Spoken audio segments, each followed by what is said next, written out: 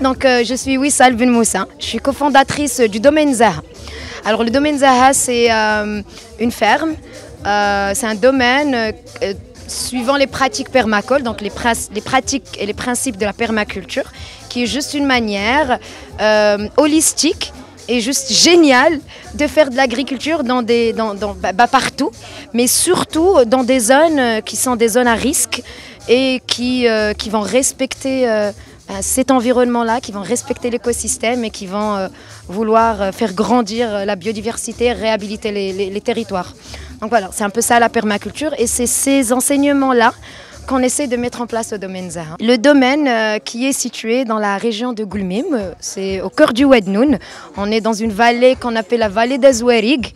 Donc voilà, on est installé là, c'est un environnement semi-désertique, aride, avec peu d'eau, beaucoup de vent chaud, mais ça ne fait pas de cet état-là, ou ce territoire-là, un territoire incultivable. Oui, on aime bien la tagline qu'on a pensée avec mon frère quand on a démarré le projet, c'était Green in the Desert. Et du coup, on essaye de trouver en français et ça donne, nous sommes en train de refleurir le désert. Parce que la fleur est importante pour nous. Même si on est en plein désert, on va vraiment utiliser, comme je vous ai dit, des techniques pour respecter le manque d'eau qu'il y a dans la région, respecter tout l'écosystème autour. La fleur est importante dans la mesure où la fleur va nous ramener les pollinisateurs. Et on va tout laisser fleurir. D'ailleurs, tout le monde qui vient à la ferme, mais pourquoi tu n'as pas enlevé cette plante-là? On en a déjà mangé, ou elle va mourir, mais avant de mourir, elle va fleurir. Et fleurir, c'est important. À fleurir, c'est important. La fleur est la mère du fruit qu'on va manger. Et pour avoir ce fruit-là, il faut des pollinisateurs. Pour avoir des pollinisateurs quand on n'en a plus, ce sont nos amis les abeilles et autres insectes.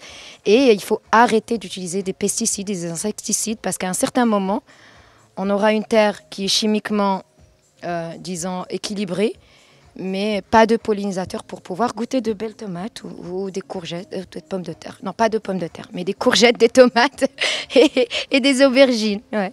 On n'aura plus ça.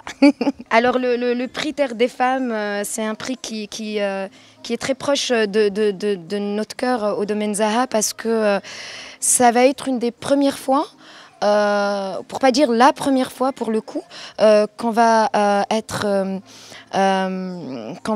célébré pour ce qu'on fait. Et comme beaucoup de belles femmes l'ont dit très bien depuis tout à l'heure, on fait ce travail avec passion parce qu'on aime ce qu'on fait et on a envie d'avancer et on va le faire parce que c'est des choix. Tous nos parcours sont des parcours de choix, ce sont des parcours d'amour, ce sont des parcours de passion, mais ça fait plaisir d'être célébré de temps en temps. Ça nous redonne un peu de boost, ça nous redonne de l'énergie, encore plus. C'est génial de rencontrer tellement de femmes inspirantes. On est nous-mêmes inspirés à faire mieux dans ce qu'on fait, à collaborer ensemble, à partager plus. Et la visibilité aussi nous aide dans notre but et dans notre objectif au domaine Zaha, l'objectif initial qui est l'objectif de sensibiliser sur la permaculture, sur une consommation responsable, sur un respect de consommation qui est important et même obligatoire aujourd'hui. Donc voilà, le prix nous a